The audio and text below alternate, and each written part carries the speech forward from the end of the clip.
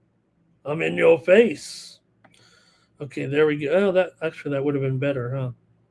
I'll get all my controls figured out. All right, when you subscribe to me over at winnable.com, every day you're going to receive this video where I give out my best plays here along the network over on Cover the Spread. And it's an independent channel from here, but that's where I post my best plays every day there to get the day started. You get that one coming in here a little bit early, and then you get the other plays. Here's my tennis from today with some more plays still to come. These are the paid picks, so you can see them here right now if you want.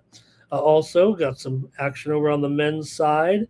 Cerundolo's underway here though, actually right now, and so is Vic Capri. I think all these are underway uh, here today. So had some other picks here overnight, although I don't think my rugby quite worked out here tonight. Let me see. I know we've already lost. I think it's going to be an L. There it is. Yeah. But we did win our AFL VIP play with Western Bulldogs, Port Adelaide game to go under. Hit my premium here yesterday with the Reds and the Cubs game to go over as well. And we hit some plays over there with our tennis plays anyway, including on the men's side as well. So make sure you're subscribed over there with me at winnable.com. It's just 41 cents a day when you use the promo code STEAM at checkout. But right now, we're going to do a drawing, and someone's going to win 1 month for free if they'd like. You can pass it along to somebody if you want. If you don't win, let's hear from Mikey Money with Winnable.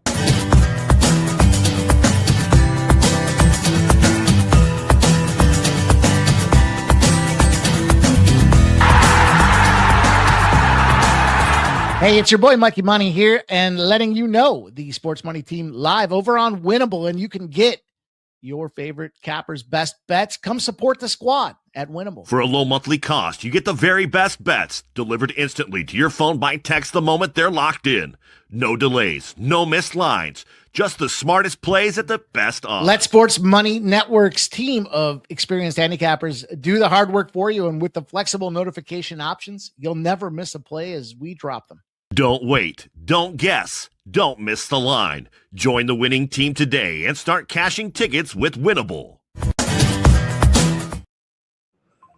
All right, we're going to do the drawing here right now when it comes up. And look, when you go over there to Winnable / Ramon, it'll come up there looking like this. You can subscribe right there using Apple Pay, Google Pay, and you'll get several updates a day with those premium picks. Usually, 2, 3, 5 updates, and the free picks usually give a couple of updates out there every day as well.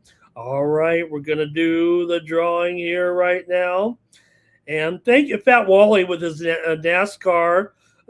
Thank you, Fat Wally, for your NASCAR picks in here at the bowling at the Glen here this weekend. We got a road course going on here this weekend. So thanks to Fat Wally with the preview here for the NASCAR and his picks.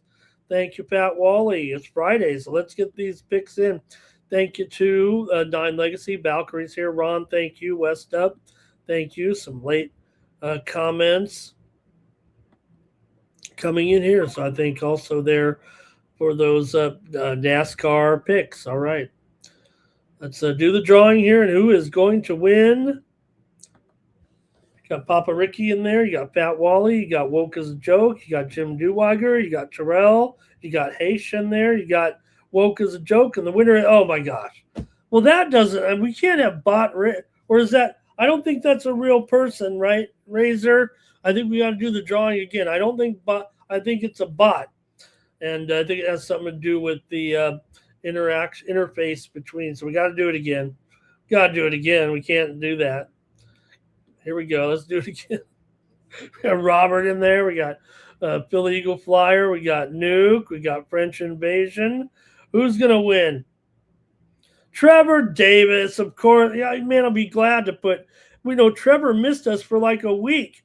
So we got to put Trevor. We got to put another month on Trevor's subscription. Thank you, Trevor, for being a supporter of me at the Sports Money Network. that's going to do it here for tonight. Hey, we're just 35 minutes away from the guys with bases loaded here at noon Eastern, 9 Pacific. Mikey Money and Sharky's going to go over the baseball card.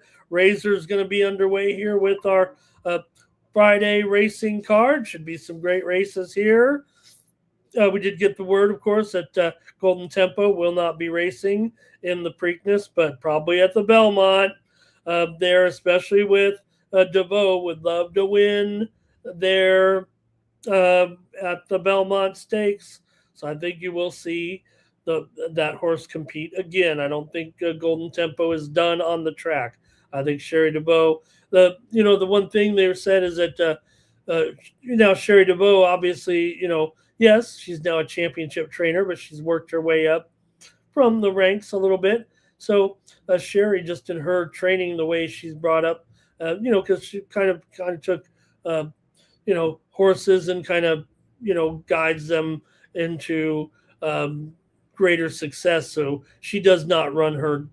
I think they said in her career, she's never ran a horse within a 14-day span. So why are you going to do it with your Kentucky Derby winner?